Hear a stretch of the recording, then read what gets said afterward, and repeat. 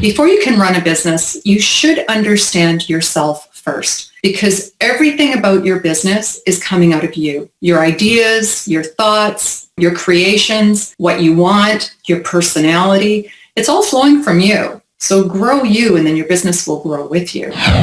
Welcome to the My Future Business Show, where we get you in front of your best audience and keep you there. Not only are we interviewing the biggest names in business to help you become even more successful, we're inviting you to book your spot on the show to help you grow your business. So at the end of the call, make sure you fill in the interview application form at myfuturebusiness.com/interviews. Hello and welcome back to the show that gets you in front of your best audience and keeps you there. My name is Rick Nuske. I'm your host, and I am jiggling around in my seat today with excitement because I'm on the line with the wonderful Fran Banting. Welcome to the show, Fran.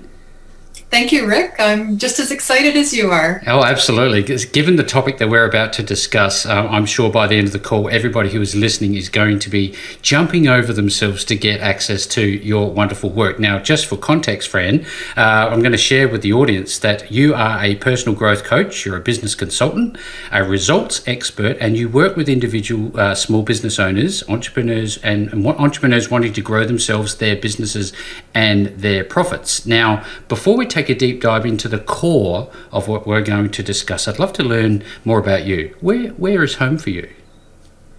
I'm actually in Vancouver, British Columbia, Canada. Beautiful. So I'm in that beautiful area of the world where we have the water meeting the mountains, and I'm in the city right in between. Given my location, we're in the depths of winter. Is it warmer there at the moment? Right now we're in spring. Beautiful. So yes, it's a bit warmer. We're enjoying some sunshine right now. Summer's just around the corner. Now, for everybody who's wondering, Fran is the founder of Dream Path, and we'll share the details of that later on. That's a consulting firm, and we're going to be talking a lot about belief systems and her work with the wonderful Bob Proctor and his organisation, but we're also going to be talking about her books. We're going to be talking about her consulting work. Just so much to unpack in such a relatively short time. I wonder, Fran, in terms of downtime, do you have hobbies and sports? Do you like watching movies? What do you think? Well, it's funny you should say that. You might notice that everything to do with my business is related to movies. I am a movie buff. I actually went to school for editing and camera, and my goal was to be in the movie industry, but I ended up just kind of sidetracking that to business and corporate world. How I ended up there, it's a long story, but I do love movies, especially the classics. And it comes through in all of my work. My book is called Your Life as a Movie. My course is called Scripting Your Results. And a lot of my coaching is around the analogy of making movies. I love it. It's great how it dovetails into your work, your passion, isn't it? Now, I just recall something that Bob Proctor actually said on stage about how you can be a stage extra in your own movie in your life. And I'd love to talk a lot more about your understanding of his whole existence and his work, because I know that you know a lot about what is going on there. Now, in terms of a pet, when you were growing up, did you have any pets? Are you a pet lover? I'm an animal advocate. I have 2 dogs, which you'll probably hear during this interview at some point. I grew Hopefully up with they say hello. lots of cats and dogs, birds. I love animals. Yes, I grew up with lots of animals. Now, when you were growing up, I always love to ask this question. Do you have a fond memory? What was one fond memory that you can recall as a child?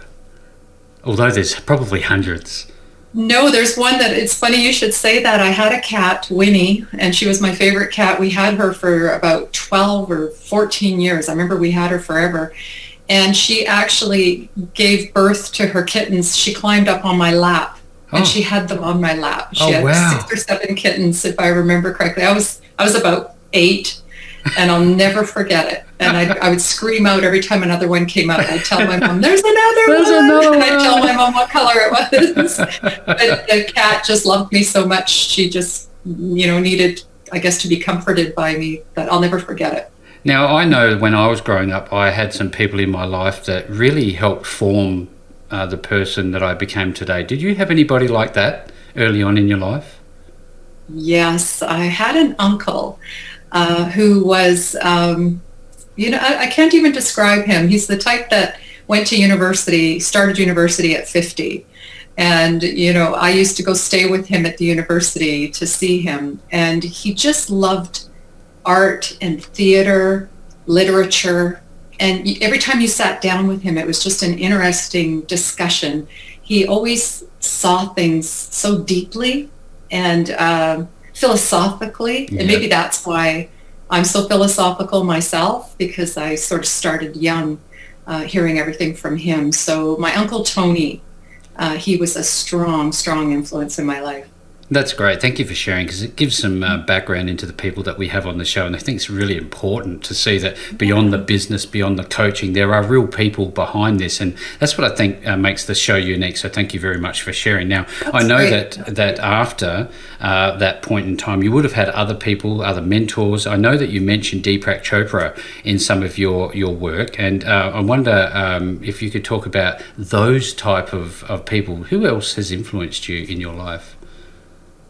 Well, that's where I think Bob Proctor sort of started in my life. I'm going to say 30, maybe 35 years ago. And this is before the internet, and this is mostly like when books were around.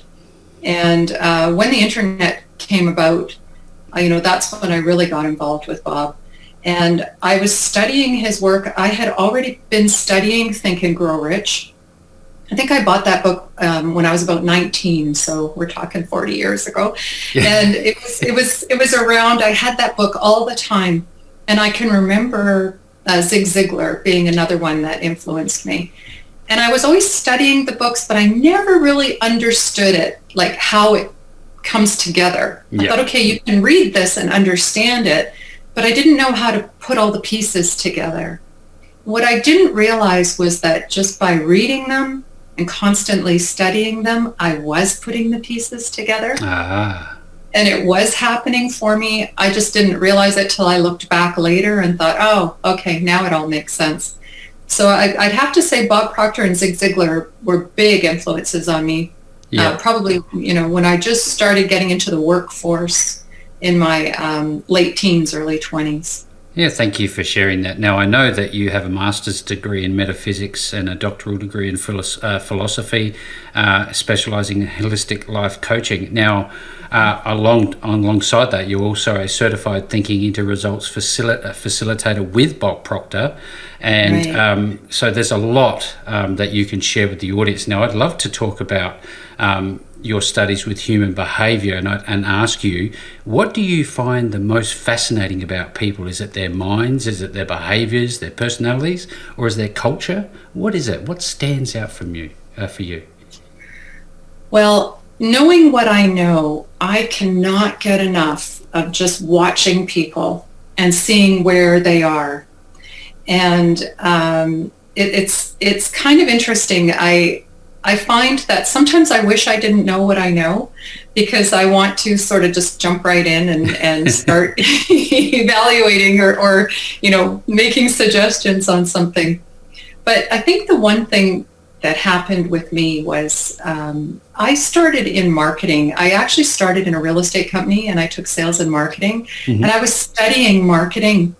And in that, I discovered that people can be influenced from commercials. Oh, yeah. And if the commercial was shown enough times, people would actually believe in that product.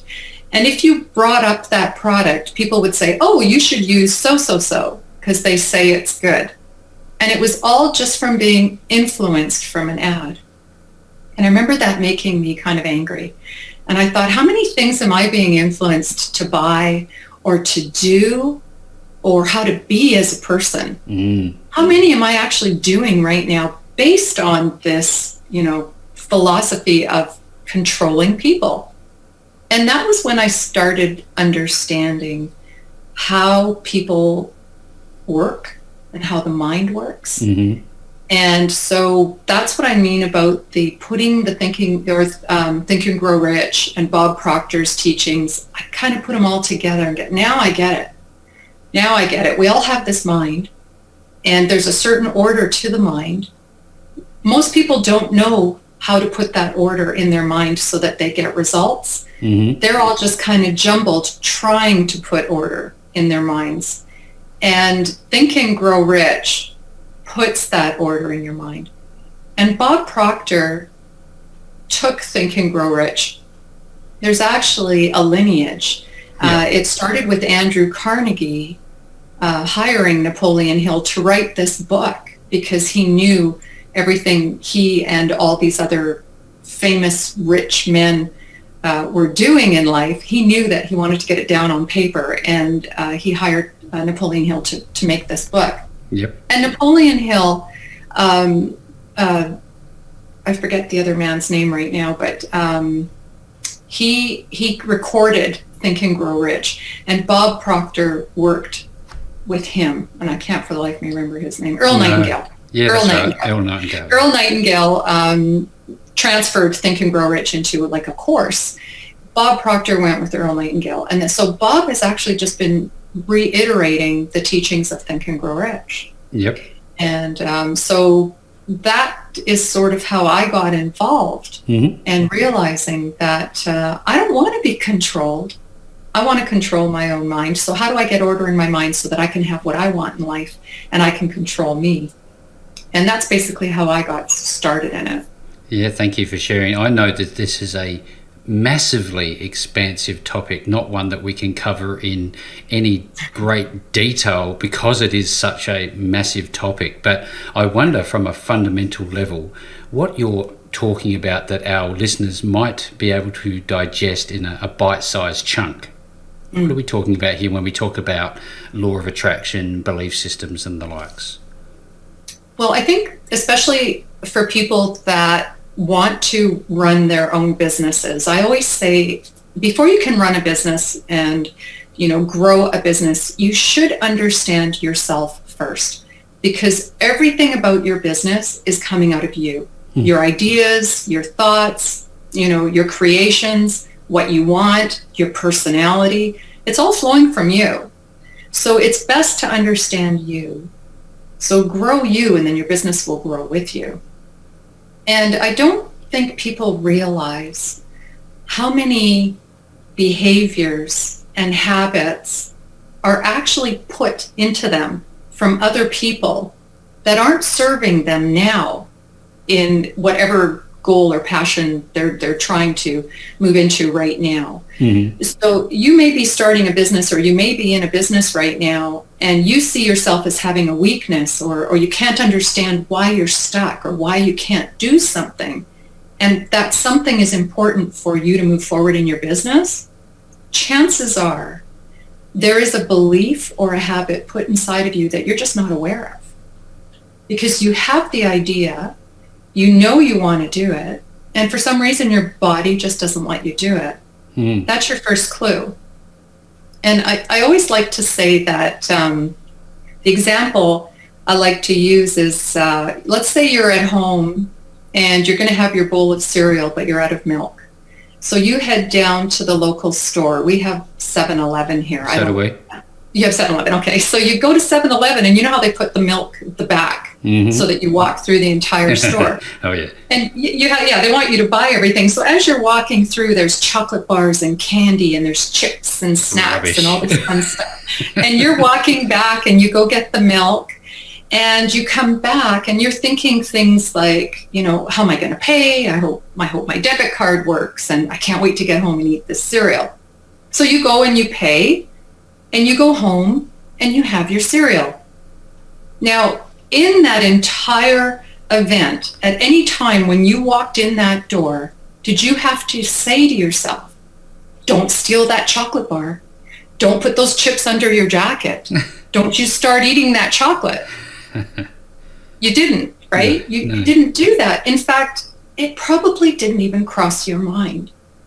You walked in that store and your body knew exactly how to go get an item and pay for it and leave. You don't steal. And that's a behavior that was taught to you as a child. You can now go in any store. You're not even thinking about it. Now, if I said to you, steal that chocolate bar, you're going to freeze. your body is going to freeze and you're going to be like, what? I'm not stealing, I think so. I'm not stealing that chocolate bar. No, I can't do it. Your body cannot do it. And you'll freeze, you'll sweat, you'll have a reaction. And this is the same reaction that people have when they start their businesses. Yep. If you are programmed to be a certain way, and now you want to achieve something that is going against the way you were taught, you're going to freeze. And most people figure this out when they start a business or they're in the business, and then they sit there and they go, I can't figure out why I can't make that sales call. I freeze every time I pick up the phone. Or, I can't talk to people. I get so nervous. Yeah. I freeze whenever I have to talk to people. Or I don't know why, clients aren't coming in the store. I feel like I'm repelling them. Well, chances are you are doing something that's going against you.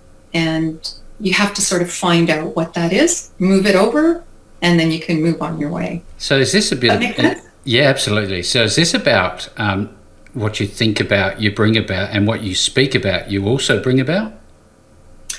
Yeah, and what happens is when we have a behavior, we start reinforcing it. So, you'll say something, I might say something like to you, like, hey, Rick, you'd be good in sales. And you'll say, oh, no, I'm a terrible salesperson. I tried it and I'm no good at it. You may be an excellent salesperson. You may have had a bad experience, but you're reinforcing the belief that you're a bad salesman every time you say, oh, I'm terrible at sales. It's so what you think about, what you're saying, you're reinforcing. Can you reprogram yourself, do you think? Yes. Oh, absolutely. I have to tell you a story where when I was in elementary school, I loved being in the school plays. And there was one time where I was so proud of this play, and I got off stage, I think I was about 10, and somebody made a comment to me at how terrible I was. And I remember being just devastated, but I never went on a stage again. And through my entire teens and early 20s, whenever I had to, even for work, if I had to go in front of people, I would freeze. And I would say out loud, I'm a terrible speaker. I can't speak. I can't do it. And I'd reinforce that belief that I had told myself since I was 10, that I'll never go on a stage again. I'm no good on a stage. So I knew when I started to get into this business that I couldn't have that belief. I was invited to do a seminar. And I froze. In fact, I said, no, can't do it. Automatically said no. And then I sat there and I thought, okay, I got to get a handle on this. Because how am I talking to you right now? How can I be in front of people if I have this belief that I've been reinforcing since I was 10? So I changed the belief. And I started working on it. And I made it my goal to be a public speaker. And I did that for about a year. And the next thing you know, this was pre-COVID. Yep. I was speaking on stage. I was being invited to events. I do a lot of public speaking. I'm doing a lot on social. But if you would have asked me 20 years ago, I would have said no. I wonder. Well, you can change it. What was the feeling the first time that you actually broke through and changed your belief system? You got on stage, you were walking off the stage. How did you feel? Can you recall it? I do remember, because I came home and it was like I was in this, I was so calm and I was so at peace and I was so calm on the stage. I thought I'd be shaking, but I wasn't. I was totally calm, and I was explaining how to change a belief. I didn't use my own example, but I was doing it without the people knowing it. And I remember coming home and just looking at my husband, and I said, wow, that went really well. And I was just super calm. And now, I have no problem. I got in front of 500 people you could put me in front of 500 or one person. It didn't matter. Whereas before, I couldn't even be in a room with 3 people. That is awesome. Now, I wonder, Fran, you have your own book. I'd love for you to share a little bit about that book, if you don't mind. Your life as a movie, scripting and producing your dreams into reality. Wonderful title. I love it. Yeah, what I did was there's a process to changing a belief and how we get into changing our minds and achieving results. And it all starts with your conscious mind, your subconscious mind, and your body. They all have to be aligned. Yep. So when I wrote my book, I wanted to make it similar to doing a movie. So your goal is like you creating a movie for yourself. So understanding your conscious mind was my lights section. Understanding your subconscious mind was my camera section. And your body moving towards the result is my action section. So I had lights, camera, action. That's awesome. And all I did was describe how they make a movie in pre-production, the scripting of it, the understanding how it all works, how you put a movie together. That's my lights. And then my camera was you choosing your vision, the goal, the right goal, because a lot of people don't know how to select goals. They think they're selecting the right goal. So I walk you through that in the camera. And then in action, we're actually putting the belief, so that it works, so that your conscious mind, your subconscious mind, and your body are all in alignment. You know exactly what you want. You can envision it, and you know exactly how to get it. And I walk you through. And at the end of the book, we've actually created a trailer of your movie. And that trailer is your affirmation that you're going to say to yourself and watch every day, which in turn will attract your goal or your vision. That's wonderful. I know that people that are starting off on this journey may struggle. They may have a lot of self-doubt, and they may have an inclination to give up. How important is it to be around positive people who are on a similar journey of personal growth, and whether or not it's important for them to get around people like yourself and mentors and coaches? How big a part does that play in their personal development? Well, unless you understand why you are around those positive people, I can see where a lot of people repel it, because you're feeling down, you're feeling negative, and then you get this happy, sparky person beside you, and it almost makes you cringe. You're like, oh, stop being so happy, right? Everybody's done that. It's like, get her away from me, And I've tried the positive thinking thing.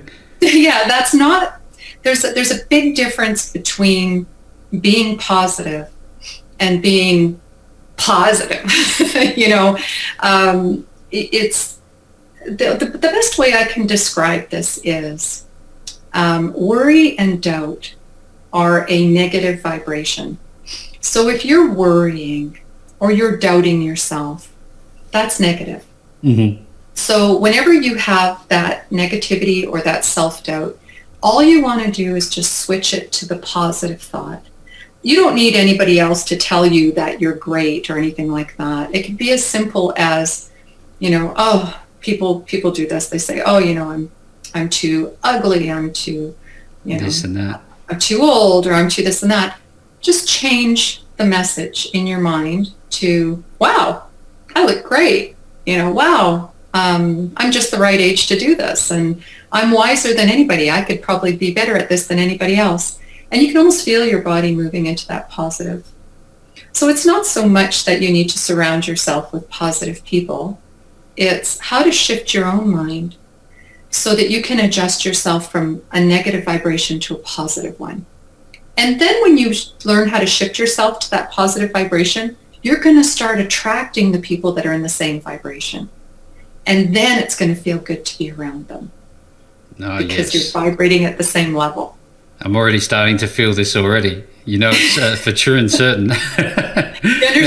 It's so when you're in negative and you're put with all this positivity, it just doesn't feel right. Yeah, I can absolutely understand why people would be put off, but there is a bit of a journey, a bit of a path to follow. And now, supplementary to all of this is I know that you have a very well-structured coaching program, which I think is relevant and important to talk about, because it is that next step to, creating relationships with people once you do decide, hey, you know what? I am on the right path, and I'd just like to get a little bit more guidance. Can you tell us a little bit about what your coaching entails? Well, I have several coaching programs depending on if it's an individual, a team, or a company. And the main model I do is one-on-one. And so there's the Thinking into Results program, which is the Bob Proctor program. But I also have my own program, Scripting into Results. And what happens is I work with you on a weekly basis. So you'd be doing a module of the program, and then we discuss it and I walk you through it. A lot of people, I don't know if you've ever heard of self-development called shelf development, because so many people are buying programs and then they end up on the shelf. Oh, yes, shelfware. Yeah. And it's because what happens is we have this natural tendency that as soon as we hit that limit to that belief that we have, we naturally revert back to our comfort zone. So you buy the next book, you buy the next program, and you'll hit that point in every single book or program you do, and you'll revert back to your comfort zone. Mm-hmm. When I work one-on-one, I'm actually taking you through that point where you usually revert back. So I walk you through it. I show you what's happening. I take you past that, and then you move on. So the one-on-one I do is, weekly. It's on the phone or just like this on a Zoom call. And Scripting Your Results that I created is an online program that actually you do on your own, mm-hmm. but the same thing will happen. You'll hit module 4 and you're going to want to revert back. So I also offer the one-on-one with my Scripting Your Results program. And that's how I do all of my programs, whether it's a team, a company, or just an individual. It makes a lot of sense to have that, I guess, that leader in the front of the pack saying, hey, look, I'm over here. You need to follow me and do exactly what I say. Now, if I know you well enough, you would have known somebody else who said, do exactly what I say and you will get results. How true is that? It's not, well, you can, see, that's the problem. Your belief that's blocking you is going to be totally different than the belief that's blocking me. Ah, yes. It could be totally trivial to you. Something as simple as, I'm uncomfortable walking into a room. For you is simple. But for me, it could be the block that's holding me back on every goal I've ever wanted to achieve. Yeah. So when you're walking somebody through it, you're almost making them aware.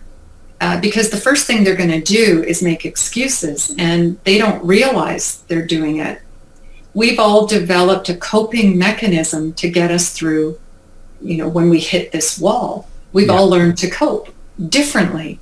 So how can you possibly put that in a book or in a course without me having that one-on-one with you and seeing it happen? So I'm walking you through, I'm seeing it happen. You don't see it, but I'm seeing it happen. And then I say, okay, there it is. Here's your coping mechanism. Let's switch that up. Let's change it to this. And then we move on.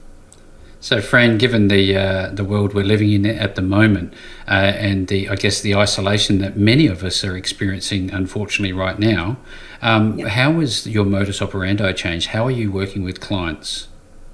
Well, mine hasn't changed because I've always been, I have clients all over the world. I have them in Bahrain, I have them in Australia. I've always been social this way. So for me to do one-on-one, that's how I started. I would, do one-on-one. So the world, the way it is now, hasn't changed.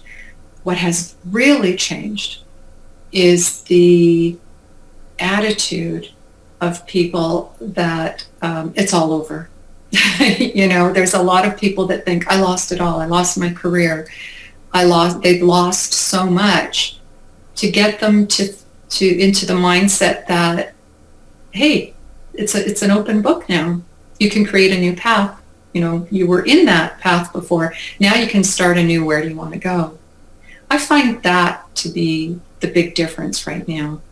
There's a lot of people that aren't seeing the light. And they are down, and I want to stress that self-doubt and that worry, just slowly shift it in your mind, and then just watch how things will suddenly start appearing. But start with your own thoughts. It is a new beginning. Who knows what this new world is going to create? Yep. And it's kind of exciting. Yeah. I always tell people, we're in the history books. We're creating history here. They're going to be talking about us in 50 years. Back in 2021, there was a pandemic. Remember back then? and yeah, we're living through it. So what are you going to create that, can be in those books that, what's the new world going to look like? And maybe that's your career. I'd just love to ask you about the power of the pen. Now, it's one thing to, talk to yourself positively and have these affirmations. Is there power in the pen by actually writing down these auto-suggestions? Yes. Writing is an amazing thing. When you're writing, you're connecting to your brain. And when you write, it causes thinking. And thinking is the first step in awakening your conscious mind. And your conscious mind starts everything. Your ideas, everything starts in your conscious mind. So when you're writing, you're activating your thinking ability. So writing is so amazing. In fact, I'm always telling people about how I don't like the computers and typing and how everything's gone to computer because we're taking away that ability to write and awakening our minds. Yeah, look, and with those busy executives and anybody actually, busy parents, if they have a busy mind and they seemingly are overrun with negativity and exposed to negative influences, what are some of the practical things they can do? Like turn off the TV? What are some of the things that you talk to your clients about? Well, I always stress that people say, I'm always thinking about stuff. And I go, no, you're not. Not really. You have mental activity. And mental activity are those things that are popping in your head, like, I got to feed the dog. And what am I going to get at the grocery store? And, look at that dress. And mental activity is always happening. But that isn't thinking. And thinking is selecting one idea, one thought, and actually forming an image of that thought. So thinking takes some, you have to be able to sit and stop and look at something in your mind. And a lot of people can't do that. And so if you can't do that, and thinking is the first step of awakening your conscious mind, which is the first thing you need to do to achieve a result, no wonder people can't achieve their goals and they're lost and they're just, going around in circles in this chaos. Frustration. So how do you calm your mind so that you can think? And how can you think clearly? And, a lot of people do different things. People meditate. I personally am not a meditator, but I do garden. And I can be in my greenhouse or I could be in my garden for hours and just get lost where there's nothing going on in my mind. It's so calm that now when I decide to think about something, I have a clear mind that I can think about it. So I think everybody's different. I read a story about Steve Jobs where whenever he had a serious meeting or he really wanted to think, he would walk. A lot of people talk about how they did their walks with Steve Jobs because he'd say, okay, let's go talk about this. Let's go walk. And there was something about walking that cleared his mind. So whatever works for people, what might work for you might not work for somebody else. So I always say try to find what calms your mind and then get it to that point where it's clear and then you can start thinking about things. Yeah, that's great feedback. I'm absolutely loving this call. I'm pretty sure, Fran, that people who are on the call with us today are itching to learn how to get access to you and to learn more and to get your help. So importantly, where are they going to go and to connect with you, to start working with you and take their lives to the next level? Well, you can go to my website. All of my information is there. It's dreampath.ca or .com, or you can go to franbanting.com. And you can contact me on the contact sheet there, and I'd love to just answer any questions. I've also got a Facebook group for entrepreneurs and small business owners called The Results Studio, Scripting Your Business for Success. So you can find me on Facebook, and if you want to, go sign up there, I'd love to invite, your viewers to that group as well. Absolutely. A hand in glove fit there for sure, Fran. Thank you very much for sharing everything that you've shared today. And if you're listening to this call, you're wondering where the links are, no matter where you see the call, you'll see the links back to Fran, her Facebook group. And when things change, the post will be updated, and I'll send out an update email to all of our subscribers. And with all that being said, Fran, thank you so very much for spending some time with me on the My Future Business show today. Thank you, Rick. I had a great time. Thanks for joining us today. If you enjoyed the call, then make sure to subscribe, leave a comment, share us with your friends, and book your spot on the show at myfuturebusiness.com/interviews. And if you're looking for solutions that will help grow your business, then visit myfuturebusiness.com/shop.